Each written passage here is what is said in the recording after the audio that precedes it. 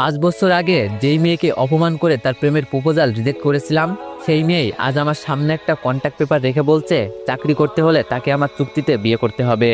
মেয়েটার কথা শুনে আমি নিরুপায় হয়ে দাঁড়িয়ে আছি।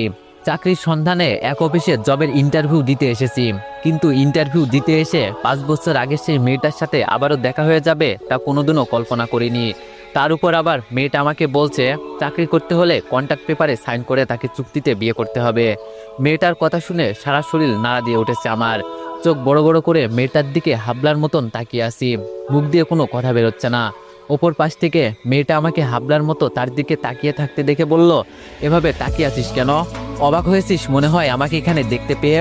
অবশ্য অবাক হওয়ারই কথা, কারণ গত 5 বছর আগে আমি কি ছিলাম আর এখন কি হয়েছি সেটা দেখে অবাক না হয়ে তো আর কোনো উপায় নেই। তবে যাই হোক, তুই কি আমাকে চিনতে পেরেছিস মিস্টার আকাশ মাহমুদ?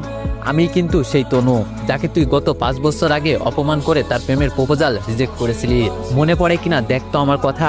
আমি বললাম জি মনে আছে। তনু বললাম মনে থাকলে তো ভালোই।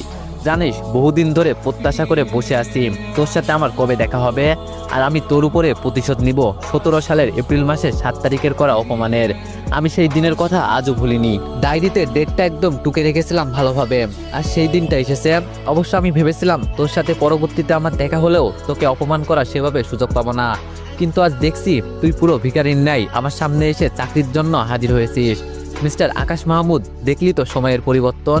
গত 5 বছর আগে আমার কিছুই ছিল না। বিজনেসের সমস্ত টাকা মার খাওয়ার ফলে বাবা স্ট্রোক করে মারা গিয়েছিলেন। তখন আমার আর আমার পরিবারের মাথার উপরে কোনো ছাদ ছিল না। বাবার বিজনেসের এতটাই লোকসান হয়েছিল যে বাবার সমস্ত টাকা ডুবে যাওয়ার পাশাপাশি এক গাদা ঋণে ডুবে পড়েছিলাম আমরা, যেই কারণে আমাদের বাড়িটাও সেই সময় আমাদের থেকে কেড়ে নেওয়া হয়েছিল। তখন আমাদের আশ্রয়ের খুব প্রয়োজন ছিল। তার উপরে তোকে আমি বহু আগে থেকেই ভালোবাসতাম। আমার বাবার সাথে তোর বাবার বেশ ভালো একটা সম্পর্ক ছিল, কারণ দুজনে একসাথে বিজনেস করতো।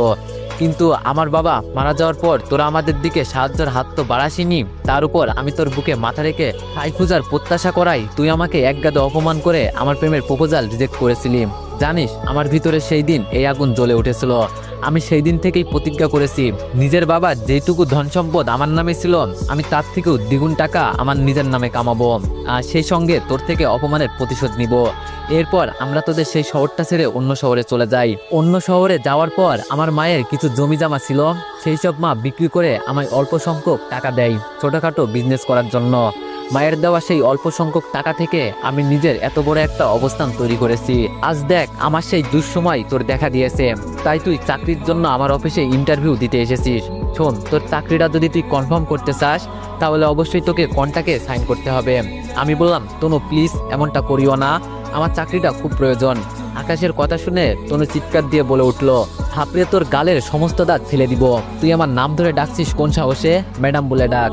আমি বললাম ম্যাডাম প্লিজ আমায় চাকরিটা দিন, আমার চাকরিটা খুব প্রয়োজন। তনু বলল, হ্যাঁ এবার ঠিক আছে।